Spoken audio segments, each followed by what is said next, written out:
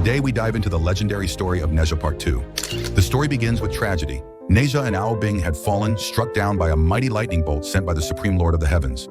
But destiny refused to let their tale end there. A disciple of the heavens, Master Tai, took the sacred lotus flower and preserved their bodies, waiting for the day they could be restored to life. In Chentang Pass, the villagers rallied together, determined to bring back the heroes who once saved them. They gathered countless lotus roots, grinding them into powder. But Nezha, ever impatient, scolded them when he noticed some preparing it with unwashed hands after scratching feet and blowing noses. Still, when the powder was ready, it was poured into two great pools, one for Ao Bing and one for Nezha. Master Tai pushed their bodies inside, beginning the miraculous process of regeneration.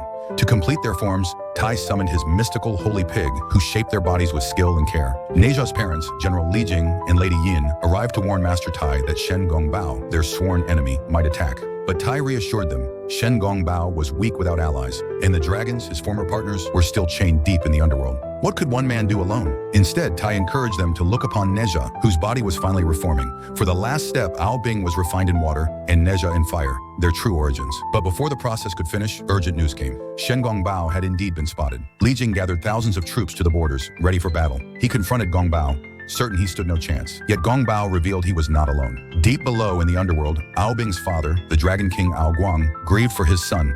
He and the other dragons were chained, unable to seek revenge, until one among them suggested unleashing abyss monsters to destroy Chentang village. They entrusted Shen Gongbao with a terrifying weapon, the sky-splitting claw. With it, he tore open a rift, releasing an endless horde of abyss monsters upon the village. The villagers fought bravely. Lady Yin and Li Jing stood strong despite being outnumbered. Still, they could not understand. Why would Ao Guang attack if Ao Bing was alive? Meanwhile, Shen Gongbao assaulted Master Tai's barrier, using the claw to call forth the imprisoned dragons, whose fire shattered the shield. Ao Bing, sensing danger, suspended his regeneration to save Tai with his ice powers. Ao Guang felt his son's aura and rushed to earth. His eyes widened in shock to see Ao Bing alive. But Ao Bing's fragile, newborn body could not withstand the strain, and he began disintegrating before his father's eyes. Tearfully, he begged Ao Guang to spare the village before his body turned to stone. Gongbao demanded Tai create a new body for Ao Bing, but the seven-colored lotus was already spent. Tai offered a desperate solution. For 7 days, Nezha and Ao Bing could share a single body, for their spirit pearl and demon pearl shared the same origin. Ao Guang, furious, demanded permanence, but Tai insisted he would beg the Supreme Lord for the elixir repo, the only way to bloom the sacred lotus again. Shen Gongbao mocked the idea. He revealed another path. Candidates who survived special training could take the ascension trial in heaven. Success would grant immortality and the elixir repo. He challenged Neza to go, promising that if he won, Ao Bing could live again. But Ao Guang's threat was clear. If Ao Bing was not saved within 7 days, Chentang village would be destroyed. He forbade anyone from leaving except Nezha and Tai, placing Gongbao in charge of enforcement.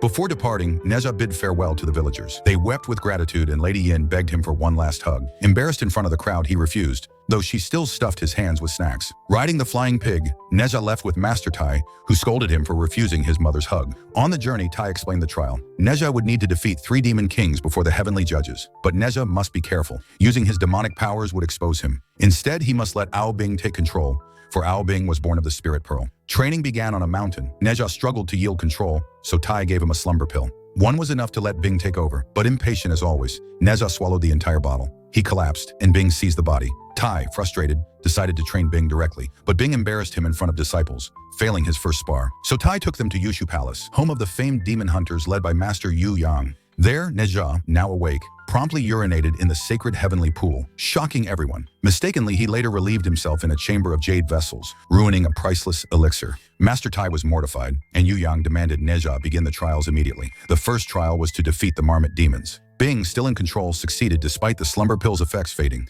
Back in Chentang village, General Li Jing begged Gongbao to open the path so doctors could fetch medicine for the wounded. Gongbao refused until his younger brother Xiaobao appeared, disguising himself in human form. Xiao reminded him of a promise to bring him to Yushu Palace, but Gongbao, hiding the truth, instead gave him counterfeit immortality pills and sent him home. Secretly moved, Gongbao allowed medicine to reach the villagers. The second trial was far deadlier. Nezha had to defeat Shen Zhangdao, a master who trained demons to virtue. The battle shook with lightning, Zhangdao's power rivaling Gongbao himself.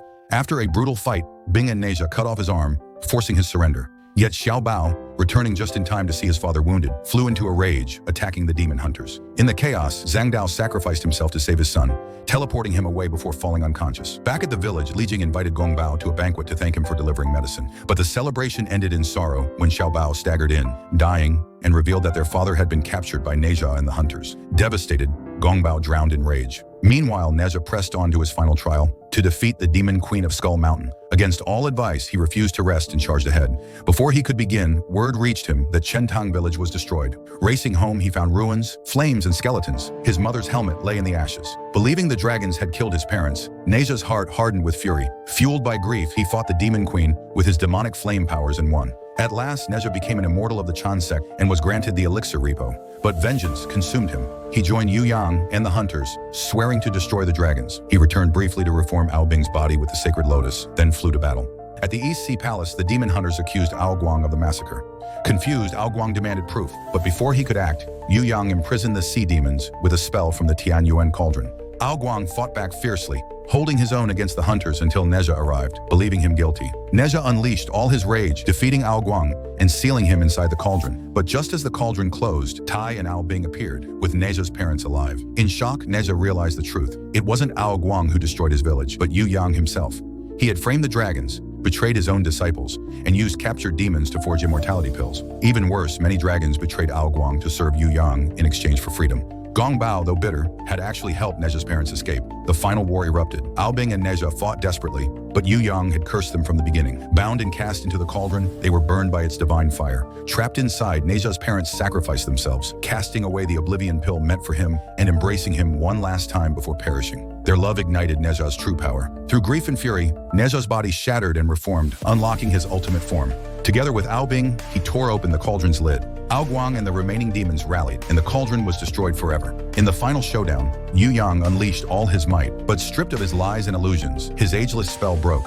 His body withered into that of a decrepit old man, defeated before Nezha and Bing. Exposed, his disciples fled, and the dragons who betrayed their king were cast out. Victory belonged to Nezha, Ao Bing, and their allies. If you were in Nezha's place, forced to share your body and fight against heaven itself, what would you do? Tell me in the comments. I'm curious. And if you enjoyed this epic journey, don't forget to hit that subscribe button, leave a like, and share your thoughts. More legendary animated stories are on the way, and you won't want to miss them.